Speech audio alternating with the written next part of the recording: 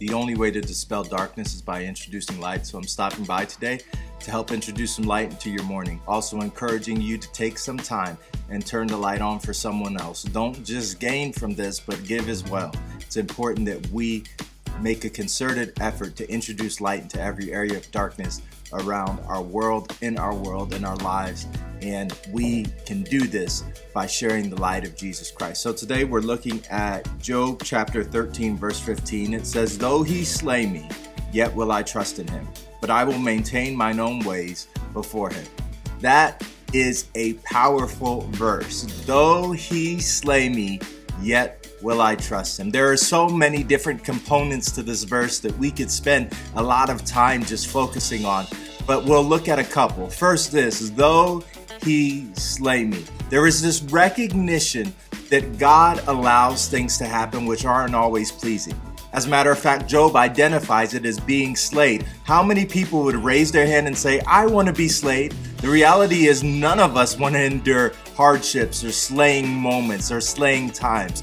Though he slay me, though God allows it to come.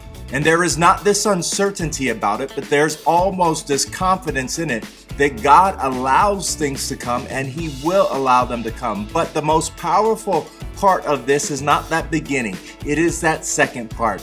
Yet will I trust him. Even though he allows it to come, though it's uncomfortable, though I don't like it, though it rubs me, though it makes me uncomfortable, though I feel as if it's even killing me, I'm still going to trust him.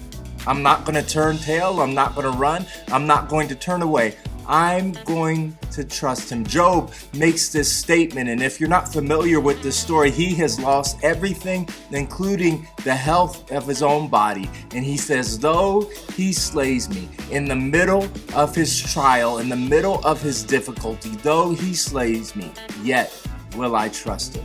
I'm going to keep my faith in him. The best testimonies, the strongest, the most impacting testimonies are not the testimonies that are told at the end of the trial, but the testimonies of faith and continued faith in God through the trial. See, you might be able to hear somebody tell a story of what God did for them back then, and you celebrate that and you're glad about it. But you're impacted in a different way when you visit somebody and they're on a deathbed, or they're sick in their body and they're declaring the goodness of the Lord while they're going through the most horrible of circumstances. Though he slay me, yet will I trust him. It's not as much about us being able to have a testimony in the end. It's about a confidence in God through the problem. I don't know exactly where it is you are today and what it is you are facing exactly, but I do know this, that you can have such a lasting impact on somebody by expressing your faith in God even through the trouble.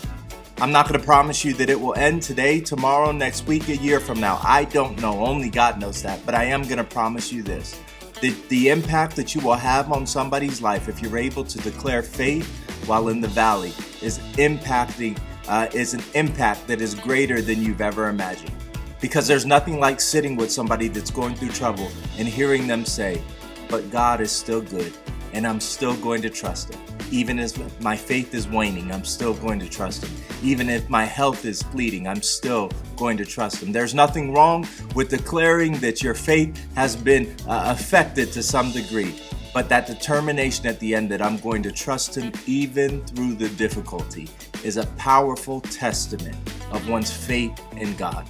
So I encourage you today to take a moment, consider your position, consider your situation, and be honest with God. This is tough, and I feel like you're slaying me. And you might be slaying me. You have allowed this, but I'm going to trust you. And then take it a step further and tell somebody about the goodness of the Lord. Tell somebody who's aware of the trials that you're facing about your trust and your faith in God, and see the impact that it will have on their lives. God bless you. I love you. Take some time, comment, post, share, repost, do all of that. Make your own post. Share some light with somebody today, because God wants you to be an encouragement to them, and let them know that they can make it even through the tough times with God on their side. God bless you. I love you. Have a wonderful day. Bye.